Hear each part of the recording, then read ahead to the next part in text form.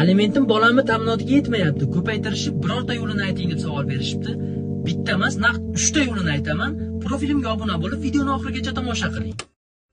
Birinchidan siz alimentingiz kamligini isbotlash uchun bitta qog'ozga bolangiz rasxodlarini yozasiz hamda xuddi shu xarajatlarni sudga berib, qat'iy tartibda belgilab ber. Masalan, hozir 300 ming olsangiz, menga 300 ming yetmaydi. Bolamning xarajatlari 2 million, 3 million yoki 5 million deb isbotlab bersangiz, sud qat'iy tartibda oyma-oy to'lashni belgilab, sizga aliment undirib beradi. Masalan, 5 million. Ikkinchidan siz aliment to'lovchidan qo'shimcha xarajatlar, masalan, massaj, tibbiy xizmat, o'qish kabi to'lovlarni ham undirib olishingiz mumkin.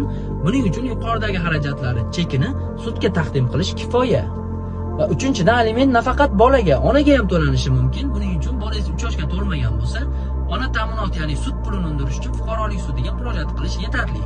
Agar sizda ham aliment bo'yicha qanaqadir savolingiz bo'lsa, kommentariyada yozib, videoni barchaga jo'natib qo'ying, albatta manfaatli bo'ladi.